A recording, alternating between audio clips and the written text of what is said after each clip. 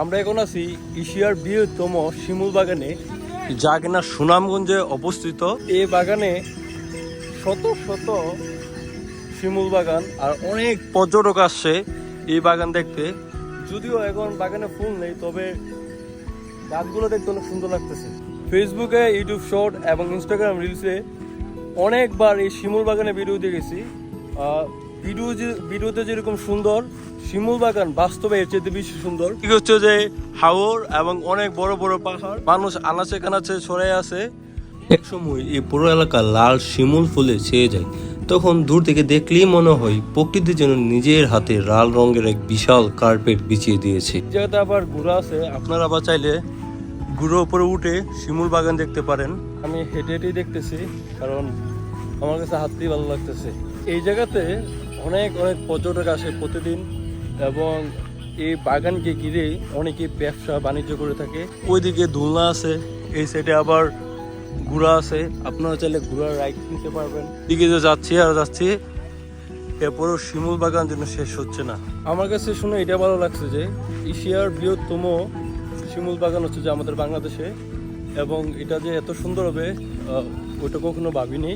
শিমুল বাগান শুধু একটি পর্যটন স্থান নয়, এটি প্রকৃতিপ্রেমীদের জন্য এক টুকরো স্বর্গ।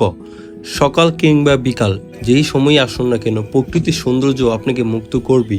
পাখি ডাক, হালকা বাতাস আর সবুজ প্রকৃতির মাঝে হাঁটতে হাঁটতে মনে হয় জীবনের সব ক্লান্তি এবং ব্যস্ততা যেন দূর হয়ে গিয়েছে। আমি আপনাদেরকে আরেকটা জিনিস দেখানোর চেষ্টা করব, ওটা হচ্ছে যে শিমুল বাগানের সাথে যে নদী বা হাওরের সাথে যে কানেকশন, ওটা দেখানোর চেষ্টা করব। সামনে অনেকগুলা ইন্ডিয়ার পাহাড় আছে। আমার খুব আফসোস হয় এবং কষ্ট লাগে যে আমাদের পাহাড় এগুলো না, এগুলো হচ্ছে যে ইন্ডিয়ার। আমাদের হইলেও আমরা একটু ঘুরে দেখতে পারতাম কি আর কি।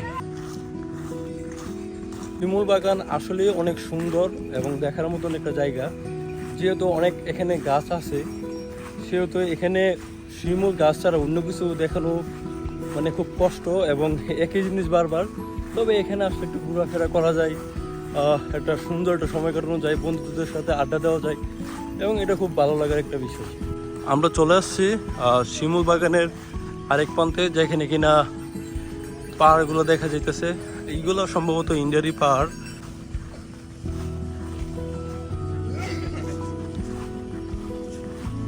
একটা দেখেন, এই সাইডটা হচ্ছে যে ইন্ডিয়ার পাহাড়, আর এই সাইডটা আমাদের বাংলাদেশ।